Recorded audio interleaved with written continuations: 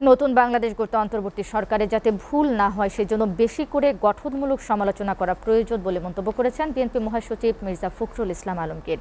সংস্কারে যদি 10 বছর সময় লাগে তাহলে ফ্যাসিবাদের দোসররা কি এতদিন দেশ চালাবে, এমন প্রশ্ন তোলেন তিনি।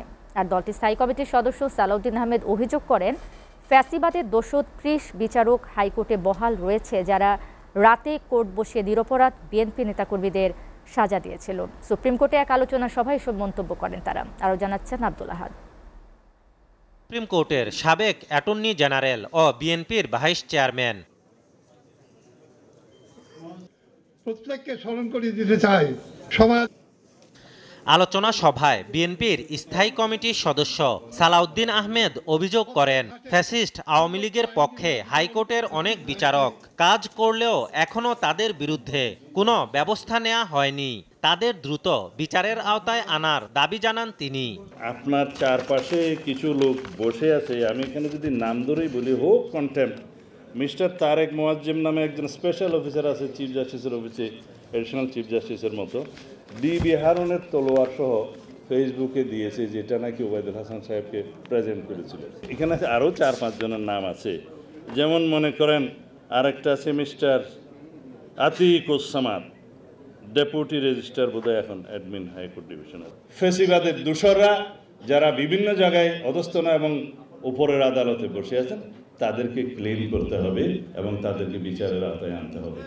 শুধুমাত্র সুপ্রিম জুডিশিয়াল কাউন্সিল গঠনের মধ্য দিয়ে তাদেরকে অপসারণ করলে সেটা এনাফ হবে না। আর দলটির মহাসচিব মির্জা ফখরুল ইসলাম আলমগীর বলেন, গণতন্ত্রের জন্য এত আন্দোলন সংগ্রাম, সেই গণতন্ত্র এখনো অর্জন হয়নি, বরং গণতন্ত্রের পথ আরো জটিল করা হচ্ছে।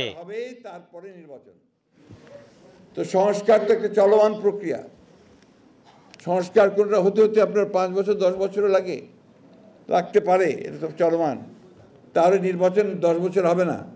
আর এই 10 বছর কি ওই ফ্যাসিবাদী আমলাদের হাতেই দেশ চলবে? জনগণের বিরুদ্ধে যায় এমন কাজ না করতে অন্তর্বর্তী সরকারকে আহ্বান জানান তিনি। কিন্তু এমন কোনো কাজ করবেন না যা জাতির বিরুদ্ধে যাবে, বাংলাদেশের মানুষের বিরুদ্ধে যাবে। এমন কোনো কাজ করবেন না যেটা বাংলাদেশের মানুষের জন্য উপযোগী হবে না। আজকে এমন কাজ করছেন যে বাংলাদেশের মানুষ কিছুই জানে না। প্যাসেজ দেবেন, করিডোর দেবেন, সেই করিডোর দেবেন, কারোর সঙ্গে আলাপই করছেন না। যদি দেওয়ার প্রয়োজন হয় 100 বার দেব, মানবতাকে যে সাহায্য করতে হয় সাহায্য করব, কিন্তু আপনি তো দেশের জনগণকে নিয়ে সেটা করবেন। গণতান্ত্রিক সরকার ছাড়া দেশে বিনিয়োগ করার আগ্রহ দেখাচ্ছে না বিদেশিরা, তাই দ্রুত নির্বাচন দেওয়ার দাবি জানান বিএনপি মহাসচিব মির্জা ফখরুল ইসলাম আলমগীর। নতুন কোনো ইনভেস্টমেন্ট করছেন না, পরিষ্কার করে বলছেন একটা গণতান্ত্রিক সরকার ছাড়া, ইলেকটেড গভর্নমেন্ট ছাড়া আমরা কোনো বিনিয়োগ করব না। আব্দুল আহাদ, এসটিভি, ঢাকা।